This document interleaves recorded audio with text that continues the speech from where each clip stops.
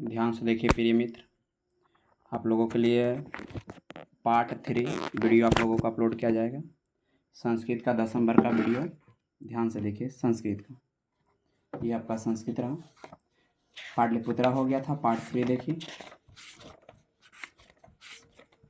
Meaning आप लोगों को दिखा दिया गया और जितना मीनिंग पे आपको कमांड होगा उतना संस्कृत को आसान लगेगा। चलिए ध्यान से देखिए, हम संस्कृत के साथ हिंदी पढ़ रहे हैं। तृतीय पाठा, तीसरा पाठ, आलस कथा। आलस मैंने आलसी पुरुष और कथा मैंने कहानी, यानी आलसी पुरुष की कहानी। ध्यान से देखिए। आयम पाठा विद्यापति कृतीयस्य कथा ग्रंथयस्य पुरुष प्रेक्षेति नामकस्य अंश विशेषो वर्तते। यह पाठ विद्यापति द्वारा रचित कहानी ग्रंथ के पुरुष प्रेक्षेति नामक के विशेष भाग है।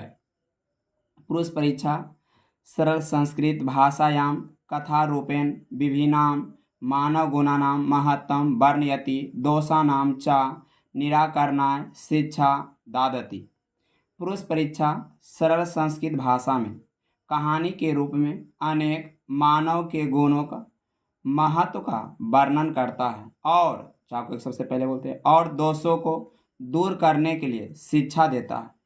विद्यापति लोकप्रिय मैथिली कविया आसित। विद्यापति लोकप्रिय मैथिली कवि थे। अपि च बहूनां संस्कृत ग्रंथानां निर्मातापि विद्यापति आसीत् इति तस्य विशिष्टता संस्कृत विषये अपि प्रभुता अस्ति। और भी अनेक संस्कृत ग्रंथों में निर्माण करने में भी विद्यापति थे, ऐसा उनका विशेषता संस्कृत विषय में भी अधिक है। प्रस्तुते पाठे आलस नामकस्य दोषीयस्य निरूपणे व्यंग्यात्मिका कथा प्रस्तुता विधते। प्रस्तुत पाठ में आलस नामक के दोष के दर्शाने में मजाक भरी कहानी प्रस्तुत है। नीतिकारा आलस्यम रिपुरूपम मान्यन्ते। नीतिकार आलसी शत्रु के रूप में मानते हैं। आसित मिथिलायां वीरेश्वरो नाम मंत्री। मिथिला में वीरेश्वर नाम के मंत्री थे। सा चा स्वभात दानशीला करुणिका चा सर्वेषां दुर्गतिभ्या अनाथेभ्या चा प्रत्यहं इच्छा भोज्यम दापयति। और वह स्वभाव से दानशील और दयालु सभी दुर्गति वाले और अनार्थों के लिए प्रतिदिन इच्छा अनुसार भोजन दिलवाता था। तब आलसियों के बीच में भी अनाज वस्त्र दिलवाता था। क्योंकि यथा मने क्योंकि निर्गतिनाम चा सर्वेषां आलसा प्रथमो माता। और सभी दुर्गति वाले आलसी पहला माना जाता है। पेट की अग्नि के लिए भी कुछ नहीं कर सकते हैं।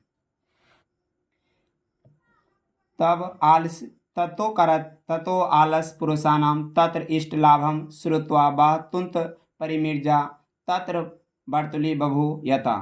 तब आलसी पुरुषों को वहाँ इच्छानुसार लाभ सुनकर बहुत से तोन बढ़ाने वाले लोग वहाँ जमा होने लगे। क्योंकि यथा मैंने क्योंकि स्थिति सौकर मूला ही सर्वेषां अपि सहन्ते सा जाति नाम सुखम दृष्ट्वा के ना धवंती जंतुआ।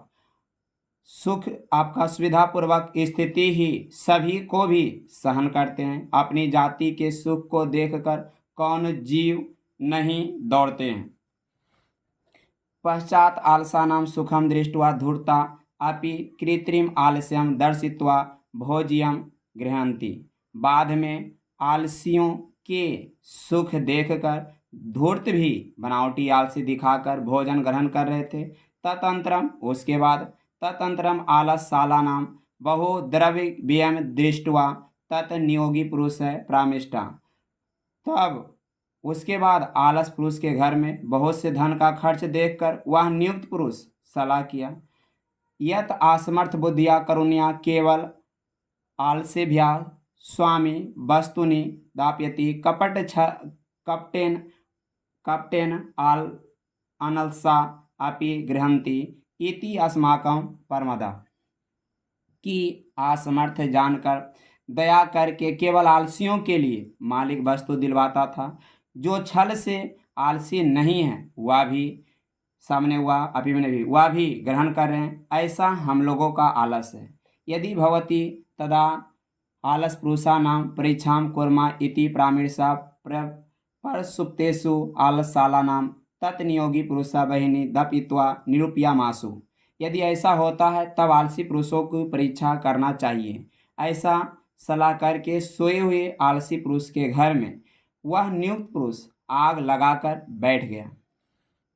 ततो गृहलग्नं प्रवृद्धम अग्नि दृष्ट्वा धूर्ता सर्वे पलायिता। तब घर में लगी आग बढ़ते हुए देखकर सभी धूर्त भाग गए। पश्चात ईषद आलसा अपि पलायिता। बाद में कुछ आलसी भी भाग गए।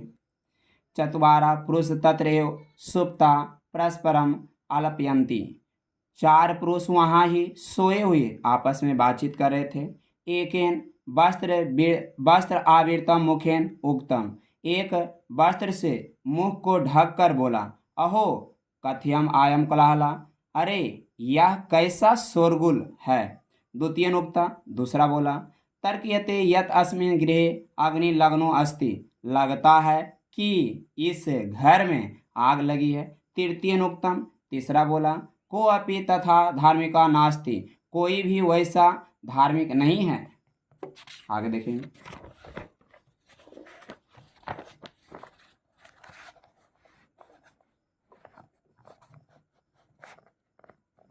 कोई भी वैसा धार्मिक नहीं है। या इदानीम जलाद्रो वसाभि कटैव अस्मान प्रणोति। जो इस समय जल से भींगी वस्त्र या चटाई हम पर ढक दे। चतुर्थेन उक्तम। चौथा बोला, अरे वचाला, अरे अधिक बोलने वाला। फिर से देख लीजिए। या इदानीम जलोद्रो वर्षोभि कटैव आसमान प्रोन्नति। कराए या मने जो इस समय जल से भींगी वस्त्र या चटाई हम पर ढक दे। चतुर्थेन उक्तम। चौथा बोला, अरे अधिक बोलने वाला। कति वचनानि वक्तुं शक्नोत। कितना वचन बोल सकते हो। तुष्णीम कथम ना तिठत। चुप क्यों नहीं रहते हो। तत् चतुर्था नाम अपि तेषाम एवं परस्परम आलाप श्रुत्वा बहिं च प्रवृद्धं तेषाम उपरि प्रतिशन्ति दृष्ट्वा नियोगी पुरुषः बद्ध भयन् चत्वारः अलसा केशेषु आकृष्य गृहात् बहिकृता। तब चारों को भी उन्हें इस प्रकार आपस में बातचीत करते सुनकर वह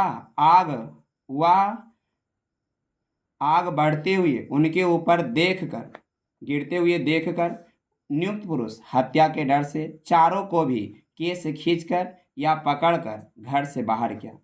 आपका पश्चात अनलोक्य कर तद नियोगी पुरुष आपका नियोगी भी कराय पठिता। बाद में उसे देखकर वह नियुक्त पुरुष पढ़ा, पति एव गति स्त्रीणाम बालानाम जननी गति।